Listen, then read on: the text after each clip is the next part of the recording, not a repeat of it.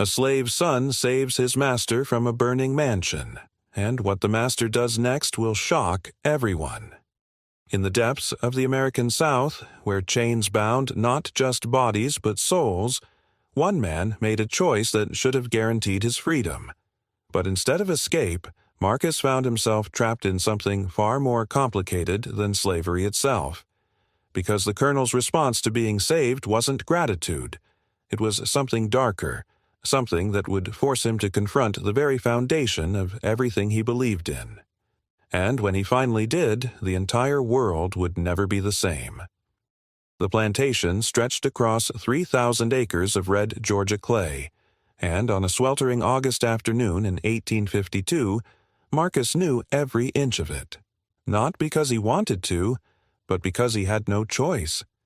He was 34 years old, though no one kept track of his birthday. His hands were calloused from decades of labor, his back scarred from whippings he'd received as a younger man, and his mind was the only thing they couldn't quite break. Marcus moved through the colonel's mansion with the practiced invisibility of someone who'd spent his entire life learning how to disappear in plain sight. A tray balanced on one palm, a pitcher of sweet tea in the other, his face arranged in the careful blankness that kept him safe. The colonel sat in his study, surrounded by ledgers and letters, his face growing darker with each page he read.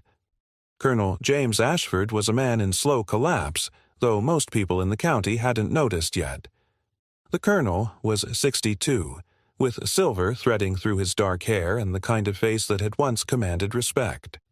He'd inherited the plantation from his father, along with 200 enslaved people and a way of life that was beginning to crack at the edges. But the colonel didn't know that Marcus could see the cracks. He didn't know that Marcus watched him the way a prisoner watches a guard, studying patterns, learning vulnerabilities, understanding the rhythm of power. "Leave the tea," the colonel said without looking up. Marcus set the pitcher on the mahogany side table, careful not to make a sound. He was turning to leave when the colonel's voice stopped him. "Marcus." His name. The colonel rarely used it. Usually it was boy, or a snap of the fingers. "Yes, sir? How long have you been with this household?" The question was strange. Marcus's throat tightened. 23 years, sir, since I was 11. The colonel nodded slowly, still not meeting his eyes. "You've never run." It wasn't a question. Marcus chose his words carefully. "No, sir." Most men would have, by now. Marcus said nothing. The silence stretched between them like a living thing. The colonel finally looked at him, and for a moment something flickered across his face, something that looked almost like recognition, like he was seeing Marcus for the first time, really seeing him. Then the moment passed, and the colonel turned back to his ledgers. "You can go." That night, Marcus lay on his cot in the slave quarters, listening to the sounds of the plantation settling into darkness. Samuel lay on the cot next to him, already snoring softly. Samuel had been Marcus's closest friend since childhood. They'd grown up together, suffered together, learned together in the stolen moments when they could slip away. But Samuel's time was running out. Marcus had overheard the conversation 3 days ago. The colonel's creditors were pressing him. The cotton prices had collapsed. The war everyone whispered about was coming, and it would destroy everything. The colonel needed money fast, and he decided to sell 20 of his enslaved people at the auction in Atlanta. Samuel was on the list. Marcus had tried to tell Samuel, but what good would it do? There was nowhere to run that they wouldn't find you. The North was a myth, a story whispered in the quarters late at night. Freedom was something that happened to other people, in other places, in stories that might not even be true. Marcus closed his eyes and tried to sleep, but his mind wouldn't stop working. It never did. The next morning, Marcus was sweeping the colonel's study when he noticed the book. It was sitting on the shelf, just barely visible behind a row of leather-bound volumes. A small, worn copy of Paradise Lost. Marcus's heart began to race. He knew that book. He'd read it, Or rather, he'd stolen hours with it, reading by candlelight in the barn, memorizing passages, losing himself in Milton's vision of rebellion and fall. He shouldn't touch it. If anyone caught him even looking at a book, the consequences would be severe. But Marcus had learned long ago that the most dangerous thing a slave could do was think. And thinking required reading. Reading required books. He reached out, his fingers trembling slightly, and pulled the volume from the shelf. The pages fell open to a passage he knew by heart. Better to reign in hell than serve in heaven. You read. Marcus spun around, the book falling from his hands. The colonel stood in the doorway, and for a moment Marcus's entire world contracted to a single point of terror. This was it. This was the moment everything ended. But the colonel didn't move. He didn't call for the overseer. He simply stood there, watching Marcus with an expression Marcus couldn't read. Marcus started, then stopped. There was no explanation that would save him. The colonel walked into the room and picked up the fallen book. He looked at it for a long moment, then turned to Marcus. How long? Sir? How long have you been reading? Marcus's mouth was dry. Since I was young, sir. I taught myself. The colonel's jaw tightened. That's a dangerous thing to admit. Yes, sir. But the colonel didn't hand him over to the overseer. Instead, he walked to the shelf and replaced the book carefully, exactly where it had been. Then he turned back to Marcus. There are other books in that section. If you're careful, if no one sees. Marcus couldn't breathe. Sir, I said, if you're careful, if no one sees. The colonel left the study without another word, and Marcus stood frozen in the center of the room, trying to understand what had just happened. The colonel had caught him reading.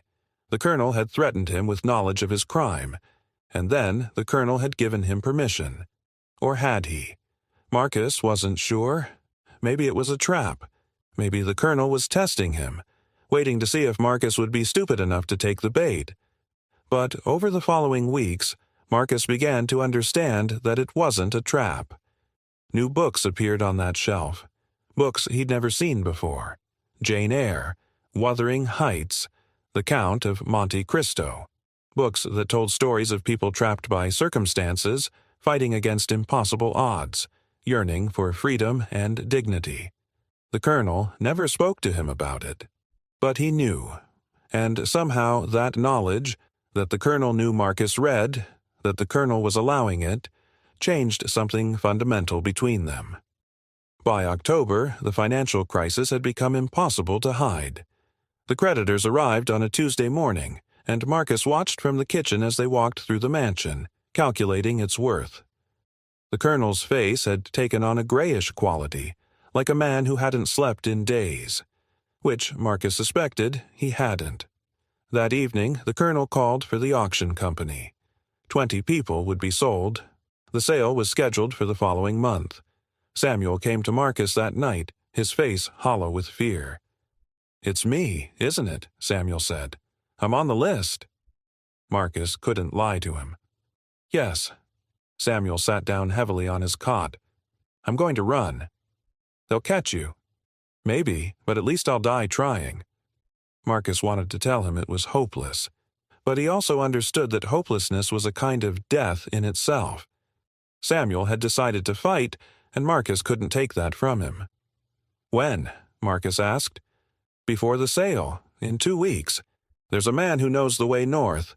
He says he can get me to Pennsylvania." Marcus nodded. He didn't believe it would work, but he also didn't say so. The tension in the plantation grew tighter as the sale date approached. The colonel became increasingly withdrawn. He spent hours in his study, staring at his ledgers as if the numbers might somehow rearrange themselves into a different story. One afternoon, Marcus brought him lunch and found the colonel sitting with his head in his hands. "Sir," Marcus said quietly. The colonel looked up, and Marcus saw something in his eyes that shocked him. Shame. Deep, bone-deep shame. "I'm sorry, Marcus," the colonel said quietly. Marcus didn't know how to respond. Apologies didn't flow from master to slave. For what, sir? For all of it. The colonel gestured vaguely at the room, the plantation, the entire world they inhabited. For the chains, for the whippings, for the fact that you can read, and I have to pretend I don't know it, because if I acknowledge it, I have to acknowledge what that means about all of this. He gestured again, and this time Marcus understood he meant everything. The entire system, the entire lie. I should have freed you years ago, the colonel continued. I should have freed all of you. But I was a coward. I was comfortable. And comfort is a powerful drug, Marcus. It makes you willing to ignore things that should be impossible to ignore. Marcus set down the lunch tray carefully. He wanted to say something, but he didn't know what. The colonel was confessing, and confession required response, and Marcus had no framework for this conversation. Why are you telling me this, sir? The colonel looked at him for a long moment. Because I think you deserve to know, that I see you, that I understand, on some level, what I've done to you and what I've failed to do. And that changes nothing, Marcus said quietly. No, the colonel agreed. It doesn't, but it's all I have to give you right now. 2 weeks later, Samuel ran. Marcus woke in the middle of the night to the sound of dogs barking and men shouting. He knew immediately what had happened. Samuel had made his move. Marcus lay in his cot, listening to the chaos, and he prayed, to whatever God might listen to a slave, that Samuel would make it, that he would reach Pennsylvania, that he would be free. But 3 days later, the patrollers brought Samuel back. They'd caught him 20 miles north, trying to cross a river. They'd beaten him severely, and now he was locked in the punishment shed, awaiting the colonel's judgment. Marcus wanted to kill someone. The rage that filled him was so intense it was almost physical. Samuel had tried, Samuel had fought, and now Samuel would be sold, or beaten to death, or both. The colonel called for Marcus that evening. I'm not selling him, the colonel said without preamble. I'm keeping him here. Marcus blinked. Sir? I'm keeping him. I'm going to work him hard, and I'm going to make sure he understands that running is futile. But I'm not selling him, and I'm not going to have him whipped again. Marcus didn't understand. Why, sir? The colonel looked away. Because I'm tired of being a monster. Because you saved that boy's life by being his friend, and I won't repay that by selling him. Because... The colonel's voice trailed off. Because I'm going to try to be better. It won't be enough. It will never be enough. But I'm going to try. As autumn turned to winter, Marcus began to understand that something fundamental had shifted in the relationship between him and the colonel. The colonel still owned him. The chains were still there, invisible but unbreakable. But something had cracked in the colonel's certainty, and in that crack, a different kind of relationship had begun to grow. The colonel left more books on the shelf. He began to ask Marcus questions about what he'd read, and Marcus answered carefully, aware that this too was dangerous, that knowledge shared could be knowledge used against him. But the colonel never used it that way. Instead, he seemed to be on his own journey of understanding, slowly waking up to the moral bankruptcy of the world he'd inherited. By the time winter arrived, Marcus had begun to hope for something he'd never allowed himself to hope for before. Not just freedom, but recognition. The colonel was beginning to see him not as a slave, but as a man, and that recognition, dangerous as it was, had become more precious to Marcus than he could admit. But Marcus had no idea that in less than 9 months, everything would burn to ash, and he'd have to make a choice that would test the very foundation of everything he'd come to believe about the man who owned him. The spring of 1853 came early to Georgia, with unseasonable heat that made the fields shimmer like water. Marcus had learned to read the seasons not just by the calendar, but by the colonel's moods. Spring meant planting season, which meant pressure, which meant the colonel grew tense and withdrawn. But this spring was different. The colonel had begun to change in ways that went beyond their secret understanding about books. He'd started making quiet inquiries about land in the north. He'd written letters to lawyers in Philadelphia. And, most strikingly, he'd stopped attending the social functions that defined a planter's life. The dinners, the parties, the gatherings where men like him reinforced their power through ritual and performance. People had begun to notice. "The colonel's going soft," Marcus heard one of the overseers say to another near the barn. "Heard he turned down an invitation to the Ashworth estate. Said he was too tired." Marcus said nothing, but he filed the information away. The colonel was withdrawing from his world, and that withdrawal would have consequences. It was a Tuesday in May when the letter arrived. Marcus was sweeping the front porch when he saw the rider approach, dusty and urgent. The messenger was from Atlanta, and the letter he carried bore the seal of the colonel's brother. The colonel read it in his study with Marcus standing nearby, ostensibly tidying the shelves. Marcus didn't need to read the words to understand what the letter contained. He could see it in the colonel's face, the way his jaw clenched, the way his hands trembled slightly as he set the paper down. "Marcus," the colonel said quietly. "Yes, sir?" "My brother is coming. He arrives tomorrow." Marcus felt something cold settle in his stomach. The colonel's brother, Thomas, was everything the colonel was trying not to be. Where James was beginning to question, Thomas was certain. Where James was starting to see humanity in his enslaved people, Thomas saw only property and profit. "He's bringing investors," the colonel continued. "They want to expand the plantation. They want to buy more land, more people. They want to turn this place into something bigger, something more profitable." The colonel looked at Marcus directly. "They want to turn this place into a machine for making money out of human beings." Marcus understood what the colonel was really saying. The comfortable compromise they'd reached, the books, the recognition, the slow awakening, was about to be tested. "What will you do, sir?" Marcus asked carefully. The colonel didn't answer immediately.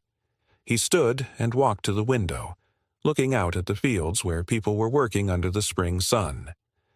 "I don't know yet," he said finally, "but I know I won't let them destroy what little conscience I've managed to recover." Thomas Ashford arrived the next afternoon with 3 investors and a vision of expansion that made the colonel's face go pale.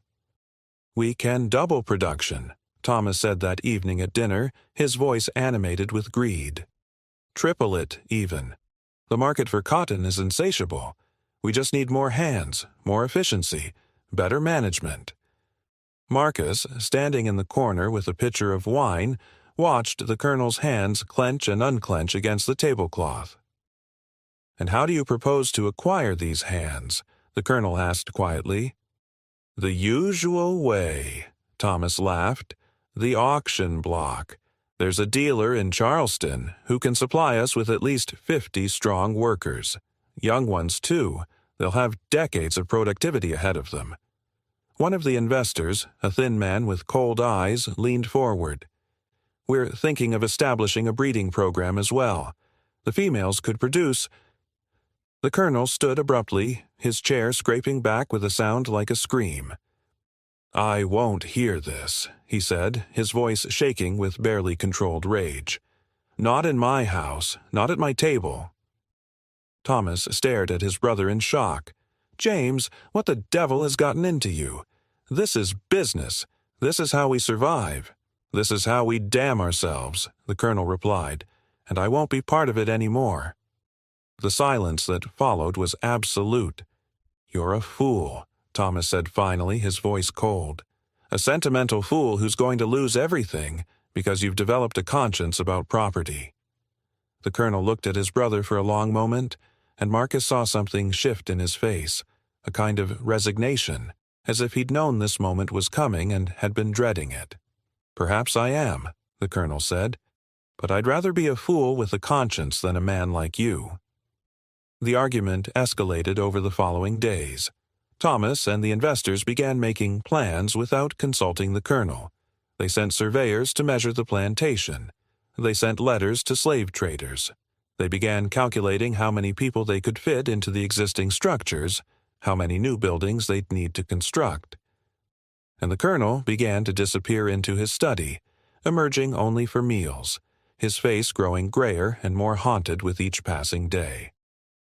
Marcus found him one evening sitting in the dark, a glass of whiskey in his hand, untouched.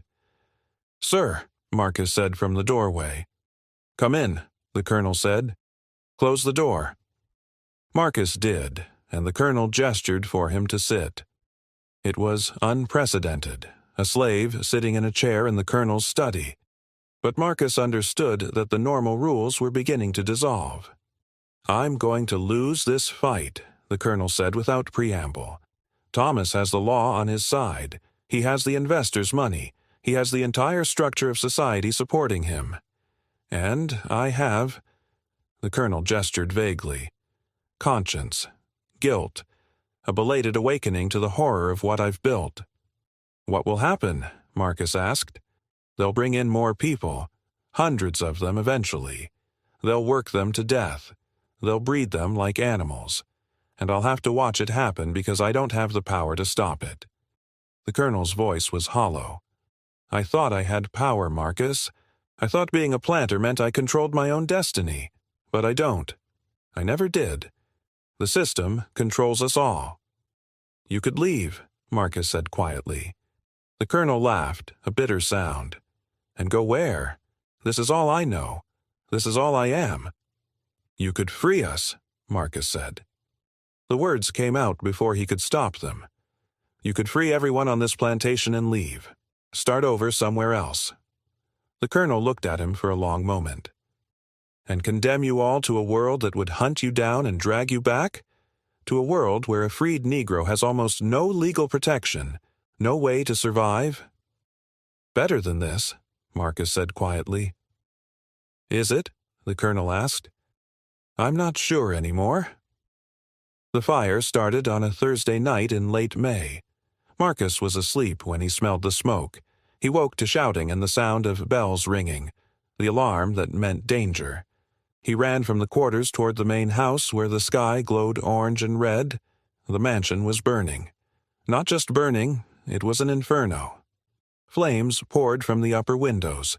The roof was already collapsing in places, and people were running everywhere, trying to save what they could, trying to organize bucket brigades, trying to contain the disaster. Marcus pushed through the chaos toward the house. He didn't know why. He just knew he had to get to the colonel. The front door was blocked by flames, but the side entrance was still passable.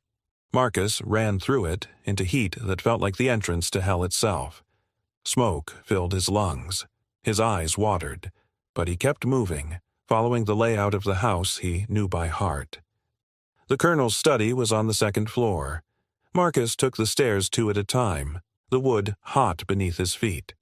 The upper hallway was a wall of smoke and flame. He couldn't see more than a few feet in front of him. But he knew where the study was. He'd walked that path 1,000 times. He found the colonel collapsed in his study, overcome by smoke, unable to move. Without thinking about the consequences, without considering what it meant for a slave to touch a white man, Marcus grabbed the colonel and hauled him onto his shoulders. The colonel was a heavy man, but desperation gave Marcus strength he didn't know he possessed. He ran. The hallway was worse than before. The fire had spread, consuming the walls, the ceiling. A beam fell somewhere behind him, crashing to the floor with a sound like thunder. Marcus didn't stop. He ran toward the stairs, toward the smoke and heat and certain death, carrying the unconscious man on his shoulders. His lungs were on fire. His skin was blistering, but he kept moving. The front staircase was impassable. A wall of flame blocked the way. Marcus turned, running toward the back of the house, toward the kitchen stairs. Behind him he could hear the sound of the house collapsing, timber cracking and falling, the entire structure giving up its fight against the fire. He burst through the kitchen door just as the ceiling came down behind him. The night air hit him like a shock of ice. He collapsed on the grass, gasping. The colonel still draped across his shoulders. Hands grabbed him. People from the quarters, people from the fields, people running toward the disaster instead of away from it. They pulled the colonel from him. They laid him on the ground, and someone began trying to revive him, pushing on his chest, tilting his head back. And slowly, impossibly, the colonel coughed. He gasped. He opened his eyes. He was alive. The mansion burned for hours. By morning, nothing remained but smoking rubble and ash. The beautiful house that had stood for 60 years was gone. The colonel's study, with its books and ledgers and the accumulated weight of his life, was gone. Everything was gone. Thomas stood in the ruins, his face black with soot and rage. "The slaves did this," he said, his voice carrying across the plantation. "They burned the house. They tried to kill us all." But the colonel, wrapped in blankets and attended by people from the quarters who wouldn't leave his side, shook his head weakly. "No," he said, his voice hoarse from smoke. "It was an accident. A candle. I knocked it over. It was my fault." "You're lying," Thomas said coldly. "You're protecting them because you've gone mad." "Perhaps I have," the colonel replied, "but I know what I know, and I won't have innocent people punished for my carelessness." The investigators came from Atlanta the next day. They questioned everyone. They looked for evidence of arson, of conspiracy, of rebellion. But the colonel's story held. And there were too many witnesses, people from the quarters who testified, consistently and calmly, that they'd seen the colonel in the study late that night, that they'd seen him knock over a candle, that they'd seen the fire start. The official ruling was accident. But everyone knew the truth. Everyone understood what had really happened, even if they couldn't admit it. The colonel had chosen. With the mansion destroyed and the investors' plans in ruins, literally, Thomas and his partners decided to withdraw from the venture. Without a base of operations, without the infrastructure they'd envisioned, the expansion became impossible. Within a week, they left. The colonel recovered slowly, his lungs damaged from the smoke, his body covered in burns that would scar for the rest of his life.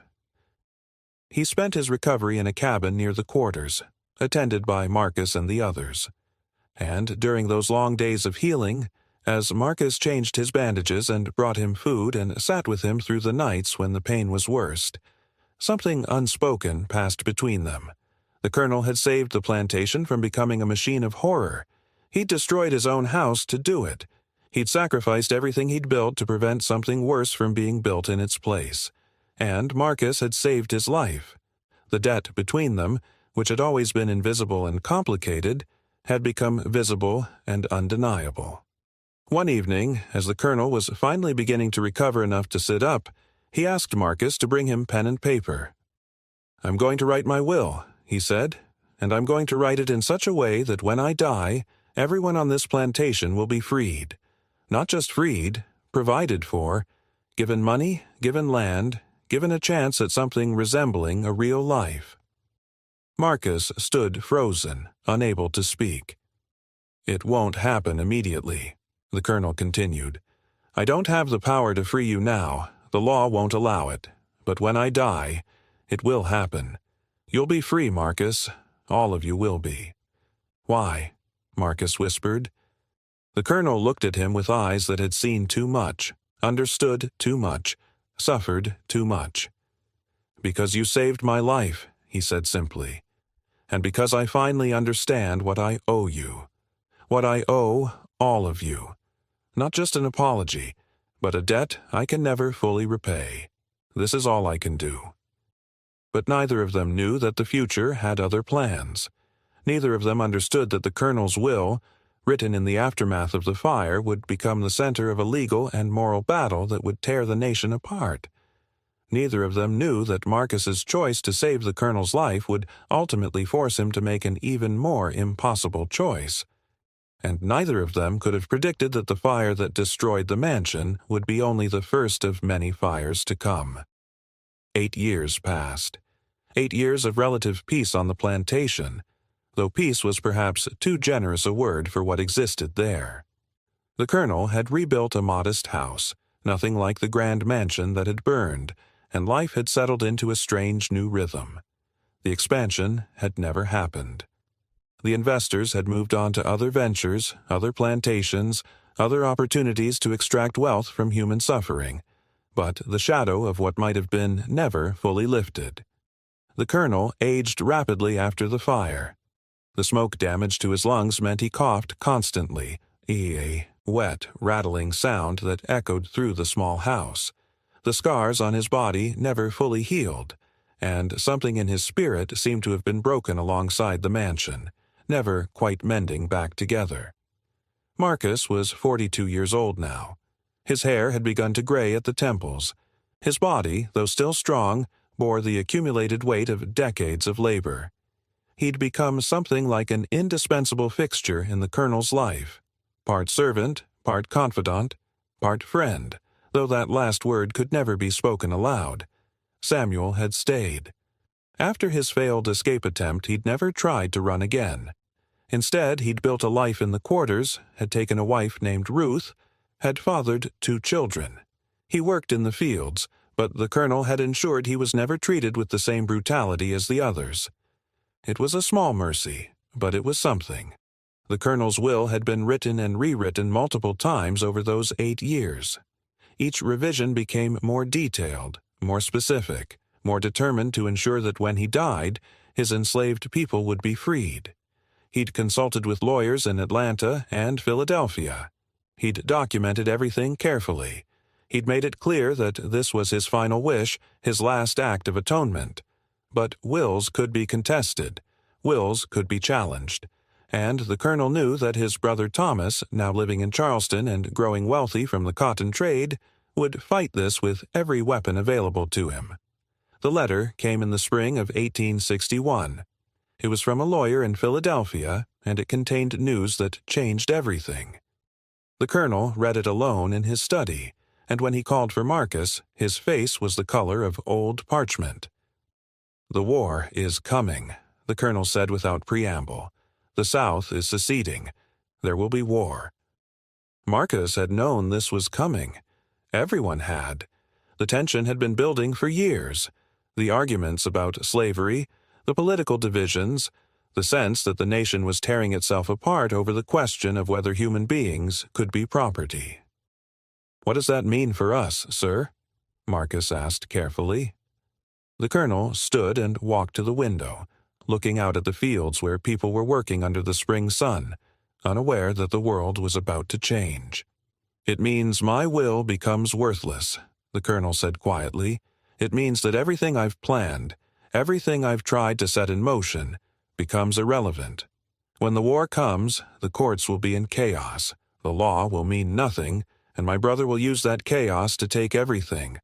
He'll take the plantation, he'll take the people, he'll sell you all to the highest bidder or work you until you die. And there will be nothing I can do to stop him because I'll probably be dead before any of it happens." The colonel coughed, a deep, wrenching sound that seemed to tear something inside him. When he recovered, there were flecks of blood on his handkerchief. Marcus felt something crystallize inside him, a cold understanding of what was coming. "Unless," the colonel said slowly, "I do something different." "Sir?" The colonel turned to face him. "What if I freed you now? Not just you, everyone. What if I freed all of you before the war comes, before Thomas can stop me, before the courts can intervene?" Marcus's heart began to race. "Is that possible?" "Legally, no, not in Georgia. The law forbids manumission. But morally, practically, if I were willing to break the law, if I were willing to face the consequences—" The colonel trailed off. "Yes, it might be possible." "What would happen to you?" Marcus asked. "I'd be arrested, tried, probably convicted. I'd lose everything, my property, my freedom, possibly my life. The South doesn't look kindly on men who free their slaves." The colonel sat back down heavily. "But at least you'd be free. All of you would be free, and Thomas couldn't take that away." Marcus couldn't speak. The possibility was too enormous, too dangerous, too precious to articulate. "I need to think about this," the colonel said. I need to decide if I'm willing to pay that price. The war came in April of 1861. Fort Sumter fell to Confederate forces, and suddenly the political arguments became military reality. The South was at war with the North, and Georgia, deep in the heart of the Confederacy, began mobilizing for conflict. The colonel didn't leave the house for 3 weeks. He sat in his study, coughing, reading newspapers, watching the world transform around him. Young men from the county began enlisting. The militia was organized. Talk of invasion and defense and glorious victory filled the air, and the colonel seemed to be wrestling with something that went beyond politics or strategy. Finally, on a warm evening in May, he called Marcus to his study and closed the door. "I've decided," the colonel said. "I'm going to free you, all of you, tomorrow." Marcus felt the words like a physical blow. "Sir? Tomorrow morning, I'm going to gather everyone in the field, and I'm going to tell them they're free. I'm going to give you papers, documents that say you're no longer enslaved, and then—" The colonel paused. "And then I'm going to turn myself in to the authorities." "They'll kill you," Marcus said. "Probably," the colonel agreed. "But at least I'll die having done one thing right, one thing that actually means something." Marcus wanted to argue. He wanted to beg the colonel not to do this. But he also understood that this was the colonel's choice to make. His final act, his last rebellion against the system that had defined his entire life. "What will happen to us?" Marcus asked. "You'll be free," the colonel said. "You can go north if you can make it. You can try to reach Union lines, or you can stay here and try to survive the war. I don't know what the future holds, but at least you'll have a choice. That's all I can give you. A choice." The next morning, the colonel gathered everyone in the main field. There were 193 people on the plantation, men, women, and children. They'd lived under the colonel's ownership their entire lives. They'd worked his fields, built his houses, raised his children, buried their own dead in unmarked graves. They'd been property, assets, investments. Now they stood in the field, confused and uncertain, wondering why they'd been called away from their work. The colonel stood on a small platform, his body thin and wasted from illness, his voice weak but determined. "I am freeing you," he said simply. "All of you. As of this moment, you are no longer enslaved. You are free people." The silence that followed was absolute. Then someone began to cry. Then another. Then the entire field erupted in a chaos of emotion. Joy and fear and disbelief and hope all tangled together. The colonel distributed papers to each person, documents he'd had drawn up by the lawyer in Philadelphia, stating that they were free. The papers probably wouldn't hold up in court, probably wouldn't mean anything to a Confederate soldier or a slave catcher, but they were something. They were proof. They were a record. And Marcus held his paper in trembling hands and understood that his life had just changed forever. The colonel was arrested that afternoon. He'd sent a messenger to the county seat, informing the authorities of what he'd done. When the soldiers arrived, he went quietly, without resistance. "Where will you go?" Marcus asked as the colonel prepared to leave. "To prison, I imagine," the colonel said. "Then to trial. Then—" He shrugged. "I don't know. But it doesn't matter. I've done what I needed to do." Before they took him away, the colonel pulled Marcus aside. "Listen to me," he said quietly. "The war is going to be chaos. There will be opportunities for people like you, people who are smart and strong and brave. The Union Army is recruiting colored soldiers now. You could fight. You could actually fight back against this system that's destroyed so many lives." "And if I don't?" Marcus asked. "Then run north. Get to Philadelphia if you can. There's a lawyer there. His name is Harrington. Tell him you're free. Tell him the colonel sent you. He can help you." The colonel coughed, a violent spasm that left him gasping. When he recovered, there was blood on his lips. "I won't see you again," he said, "but I want you to know something, Marcus. I want you to know that you were the best thing in my life. That knowing you talking with you, learning from you. That changed me. That made me capable of doing this one right thing. And I'm grateful. I'm grateful to you." Marcus couldn't speak, couldn't move, couldn't do anything but stand there as the soldiers led the colonel away. The trial lasted 3 weeks. The colonel was charged with violating Georgia law by freeing enslaved people. The state argued that his actions were not only illegal, but seditious, that he was actively undermining the war effort by removing valuable labor from the Confederate economy. The colonel didn't deny any of it. He stood in court and admitted everything. He explained his reasoning. He spoke about the moral bankruptcy of slavery. He spoke about Marcus and Samuel and Ruth and all the others he'd freed. The judge was unmoved. "You are guilty," the judge declared. "You have violated the laws of this state and the Confederacy. You have acted against the interests of the Southern cause. You are sentenced to 10 years of hard labor." 10 years. The colonel was 69 years old. He would not survive 10 years of hard labor. Everyone understood that. The sentence was, in effect, a death sentence. But as they led him away, the colonel smiled. "It was worth it," he said to no one in particular. "It was finally worth it." The plantation descended into chaos after the colonel was taken away. Thomas arrived within a week, claiming ownership of the property and everything on it. But there was a problem. The freed people had papers. They had documents stating they were free. And while those documents might not hold up in a Confederate court, they held up in the minds of the freed people themselves. Some left immediately. They headed north, hoping to reach Union lines. Many of them didn't make it. They were captured by slave catchers, returned to plantations, punished brutally for their escape attempts. But some made it. Some reached the Union Army. Some found freedom in the chaos of war. Samuel and Ruth decided to stay, at least for now. They had 2 children, and the risks of running seemed too great. But they refused to work for Thomas. They refused to acknowledge his authority. They simply sat in the quarters and waited to see what would happen. Marcus made a different choice. He'd spent 8 years watching the colonel slowly transform from a man who owned slaves into a man who was willing to sacrifice everything for freedom.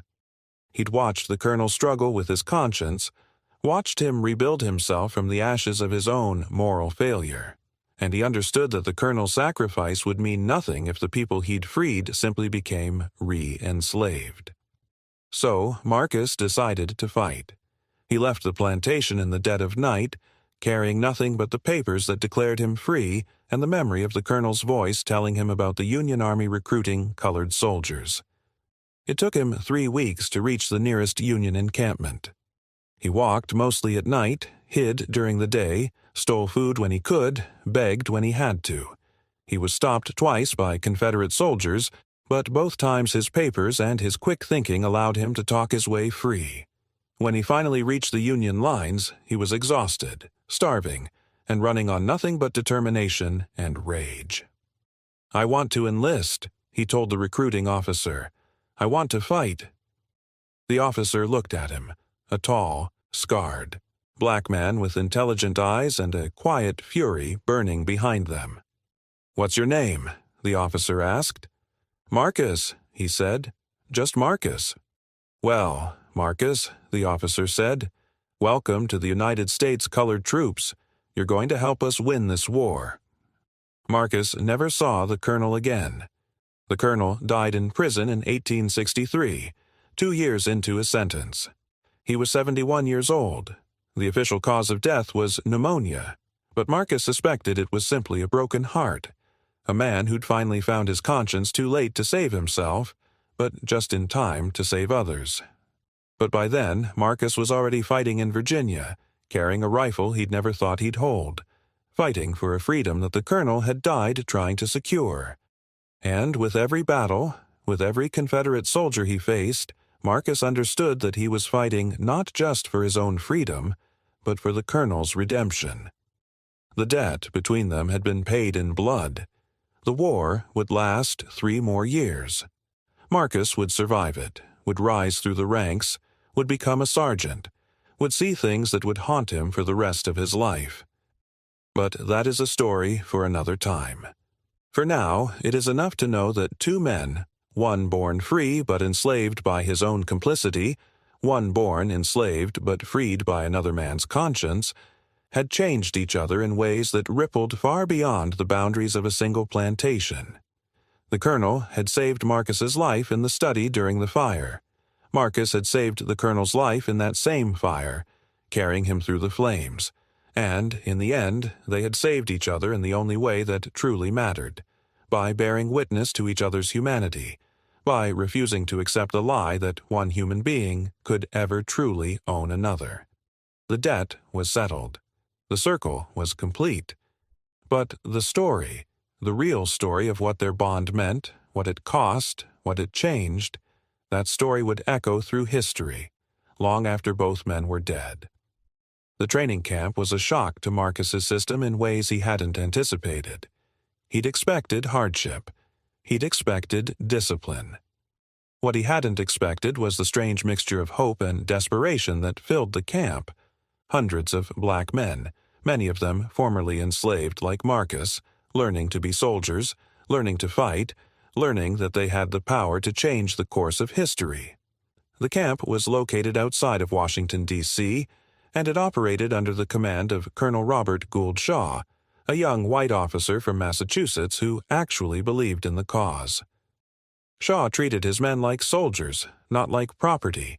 He demanded excellence. He expected discipline, and in return he gave them something they'd never had before: respect. "You men are going to prove something," Shaw told them during their first week. "You're going to prove that a colored soldier is the equal of any white soldier. You're going to prove that this nation can only survive if it recognizes the humanity of all its people. And you're going to do it by being the best damn soldiers this army has ever seen." Marcus believed him, or at least he wanted to believe him. The training was brutal.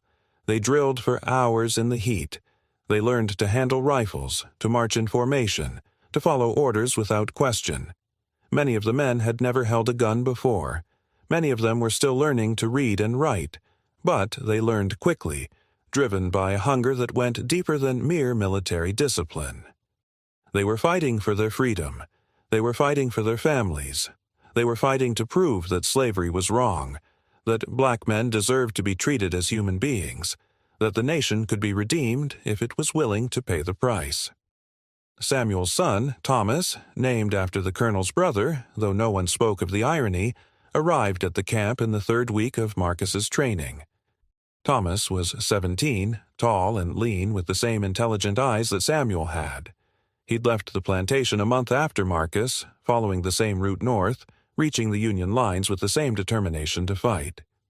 "My father wanted to come," Thomas told Marcus one evening as they sat cleaning their rifles. "But he said someone needed to stay and protect my mother and sister.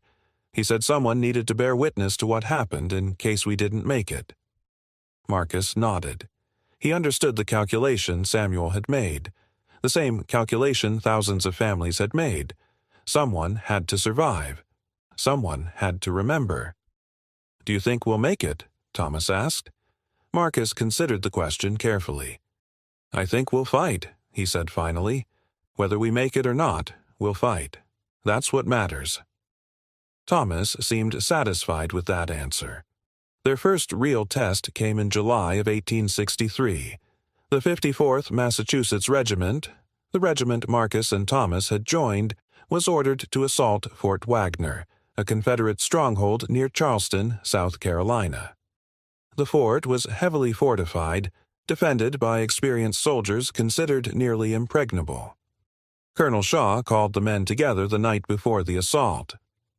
"Tomorrow," he said, "you're going to have your chance to prove yourselves. Tomorrow, the entire nation will be watching to see if colored soldiers can fight as well as white soldiers. Tomorrow, you're going to show them the answer." He paused, looking out at the sea of faces. "Some of you won't come back," he continued. "Some of you will be wounded. Some of you will die. But those of you who survive will have done something that changes history. You'll have proven that this nation can be better than it is. You'll have struck a blow against slavery that echoes through eternity, and that's worth dying for." Marcus felt something crystallize inside him. This was it. This was the moment he'd been training for. This was the moment where all the pain, all the loss, all the sacrifice would be transformed into something meaningful. The assault on Fort Wagner began at dawn. The regiment advanced across the beach in the gray light, moving toward the fort's walls. Confederate artillery opened fire immediately, tearing gaps in their ranks. Men fell screaming. Men fell silent. Men fell and didn't get up. Marcus kept moving forward, his rifle raised, his mind focused on one thing: reach the fort, reach the walls, prove that a black man could fight as well as any white man. Thomas was beside him, his face set with determination. They'd promised each other they'd stay together, though both of them understood that promise might be impossible to keep. The Confederate fire was devastating. Entire sections of the regiment seemed to simply disappear, torn apart by cannon fire and rifle shots. But the men kept advancing. They didn't break. They didn't run. They moved forward with a courage that seemed almost inhuman. Marcus reached the fort's wall and began climbing.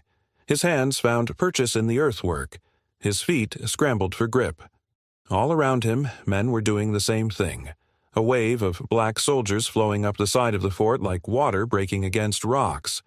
He made it to the top of the wall. For a moment he was silhouetted against the sky, exposed to Confederate fire from every direction. He saw Thomas beside him, also at the top of the wall, also exposed, also defiant. And then the Confederate soldiers counterattacked. They poured over the walls, driving the regiment back. Marcus fought with his bayonet, with his rifle, with his fists. He fought with a rage that came from somewhere deep inside him. Rage at slavery. Rage at the colonel's death. Rage at 8 years of servitude and 8 years of waiting for freedom. But it wasn't enough. The regiment was forced to retreat. They fell back down the wall, carrying their wounded, leaving their dead behind. The assault had failed. When the smoke cleared, the 54th Massachusetts had suffered nearly 50% casualties. 340 men had gone into the assault. Nearly 200 had been killed or wounded. Colonel Shaw was dead, killed at the top of the fort's wall, his body left behind in the chaos of retreat. Marcus found Thomas in the medical tent, his left leg bandaged heavily, blood seeping through the wrapping. "I'm hit," Thomas said, his voice surprisingly calm. "But I'll live. I think I'll live." Marcus knelt beside him. "You fought well," he said. "So did you," Thomas replied. "We proved something today, didn't we? We proved we could fight." "We proved we could die," Marcus said bitterly. "That's all we proved." But even as he said it, he knew it wasn't true. They had proved something. They had shown that black soldiers could stand against Confederate fire, could advance in the face of overwhelming odds, could die with courage and dignity. They had proven that they deserved to be treated as human beings. It wasn't enough to change the war, but it was something. The war continued for another 2 years. Marcus fought in battle after battle, at Petersburg, at the Crater, at countless smaller skirmishes and engagements. He rose through the ranks, became a sergeant, became someone the other men looked to for leadership. Thomas survived his wound and returned to the regiment. He fought beside Marcus through the final campaigns, through Sherman's march to the sea, through the slow, grinding collapse of the Confederacy. By the time Lee surrendered at Appomattox in April of 1865, Marcus had been a soldier for 4 years. He'd seen friends die. He'd killed men. He'd watched the nation tear itself apart and slowly, painfully begin to stitch itself back together. After the war, Marcus faced a choice. He could stay in the Army, could continue his military service in the Reconstruction era. Many colored soldiers did, staying on to help enforce the new order, to protect freed people from Confederate violence. But Marcus chose differently. He used the money he'd saved from his military service to travel to Philadelphia. He found the lawyer the colonel had mentioned, Harrington, and told him his story. Harrington helped him secure land in Pennsylvania, helped him establish himself as a free man with property and rights. Thomas went with him. Samuel and Ruth eventually made their way north as well, after the war ended and it was finally safe to leave the plantation. They settled near Marcus and Thomas, and the four of them, Marcus, Thomas, Samuel, and Ruth, built a life together in the North. It wasn't perfect. Racism didn't disappear with the end of slavery. Discrimination followed them north, but they were free. They were alive. They had survived. In 1870, Marcus received a letter. It came from a lawyer in Georgia informing him that the colonel's estate had finally been settled. The plantation had been seized during the war, sold at auction, divided among various parties. But there was a small bequest, money that the colonel had set aside before his death, money that had somehow survived the chaos of war and Reconstruction. The bequest was for Marcus. It wasn't a large amount, perhaps $1,000, but it was enough to allow Marcus to expand his property, to start a small business, to build something lasting. Marcus used the money to establish a school for freed people. He and Thomas ran it together, teaching reading and writing and arithmetic to people who'd been denied education their entire lives. It seemed fitting. The colonel had given Marcus books, had given him the gift of reading and thinking and imagining a better world. Now, Marcus could pass that gift on to others. Marcus lived to be 83 years old. He never married. He never had children of his own. But he had Thomas, who became like a son to him. He had Samuel and Ruth. He had the hundreds of students who passed through his school over the decades, learning to read, learning to think, learning to imagine futures that slavery had never allowed them to imagine. When he died, in 1908, the Philadelphia newspapers wrote about him as a hero of the Civil War, a man who'd fought at Fort Wagner, a man who'd given his life to the cause of freedom. But they didn't know the real story. They didn't know about the colonel. They didn't know about the invisible bond between a slave and the man who owned him, a bond that had been forged in fire and cemented in blood and sacrifice.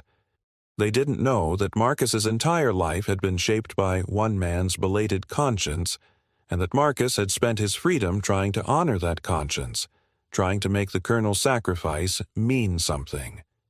But Marcus knew.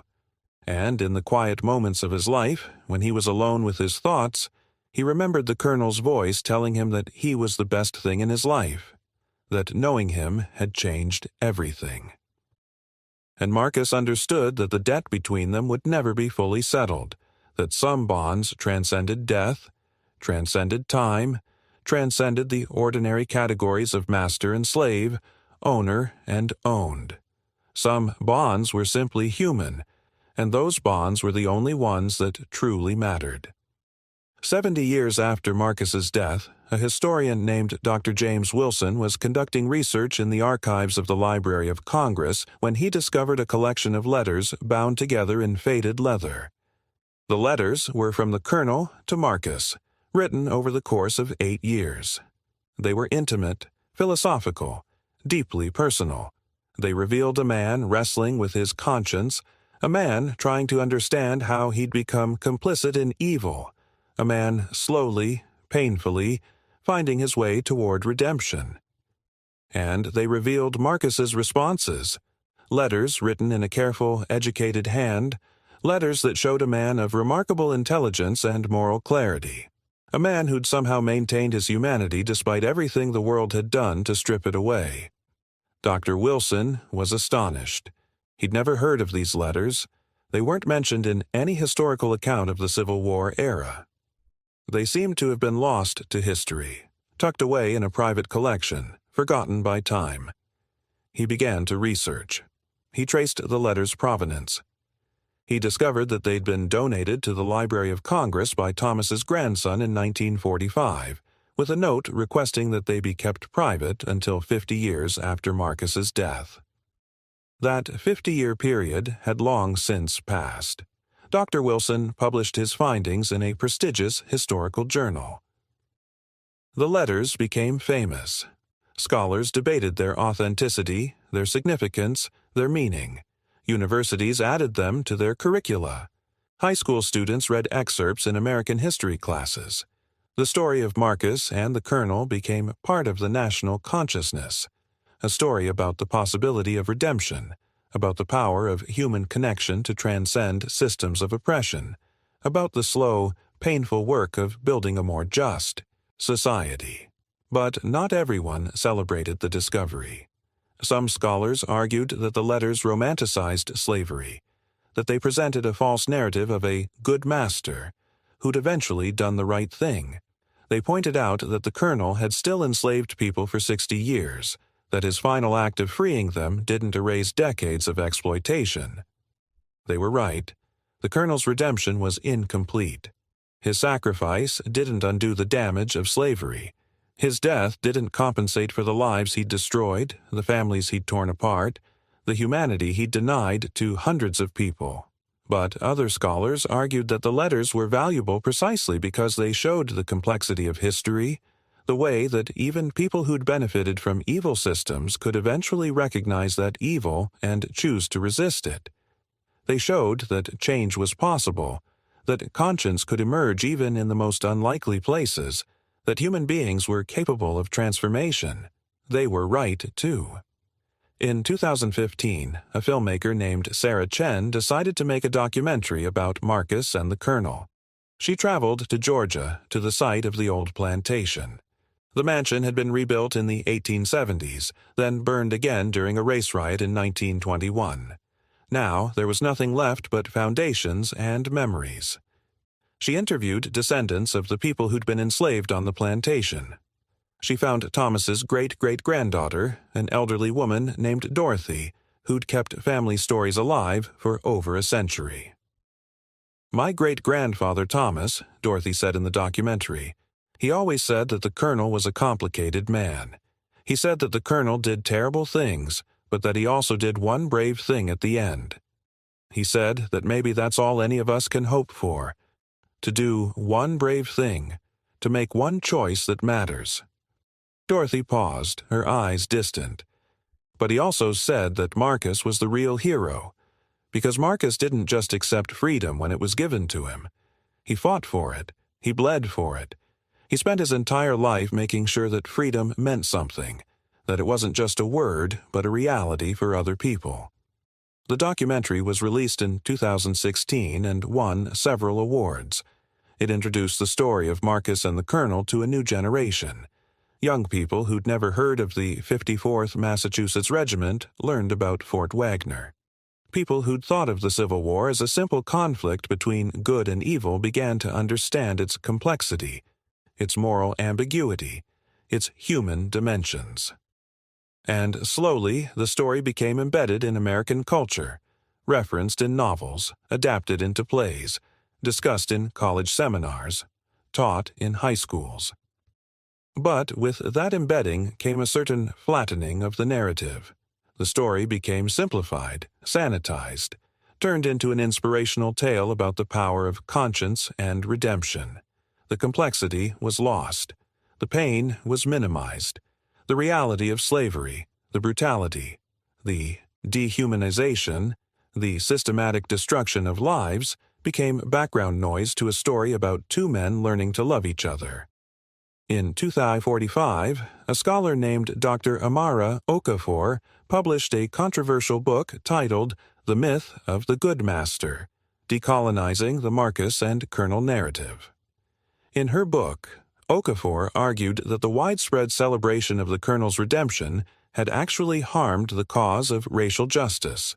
She contended that it allowed white Americans to feel good about themselves without actually confronting systemic racism, that it presented a false narrative of progress that obscured ongoing injustices. "We've turned the story of Marcus and the Colonel into a fairy tale," Okafor wrote. "We've made it into a story about love transcending oppression, about conscience emerging from complicity. But in doing so, we've erased the real story, the story of Marcus's resistance, his courage, his refusal to accept the system that enslaved him. We've made the Colonel the hero of his own redemption story, when the real hero is Marcus, the man who survived slavery and then spent his entire life building something better. Okafor's book sparked intense debate. Some scholars agreed with her critique.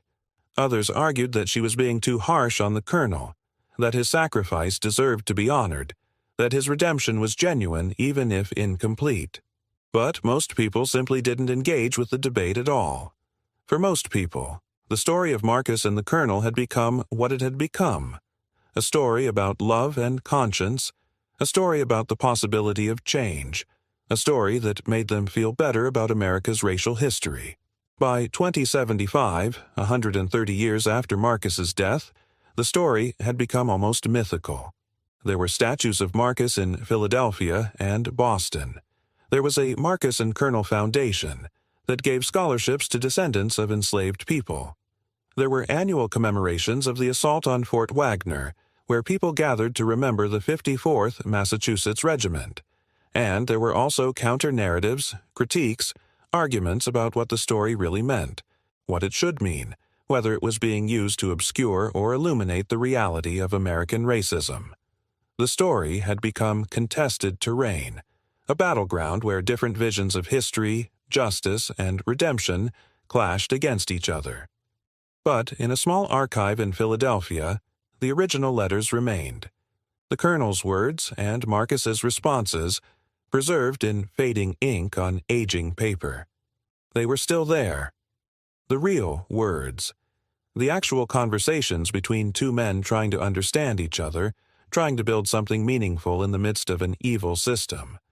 And anyone who took the time to read them, really read them, not the sanitized versions in textbooks, but the actual letters with all their complexity and contradiction and humanity, anyone who read them would understand something that all the debates and documentaries and statues could never quite capture. They would understand that history wasn't simple, that redemption wasn't clean, that love could exist between people even when the systems that bound them together were fundamentally unjust, that conscience could emerge from complicity, but only at great cost, that freedom had to be fought for, had to be built, had to be defended generation after generation. They would understand that Marcus and the Colonel's story wasn't about the triumph of good over evil, or the redemption of a guilty conscience, or the power of love to transcend oppression. It was about two human beings, trapped in an inhuman system, trying to find each other across the gulf of slavery, trying to build something real in the midst of something false, trying to make their lives mean something in a world that was determined to strip meaning away. And that story, the real story, with all its complexity and pain and beauty, that story was worth remembering, not because it made anyone feel good, but because it was true,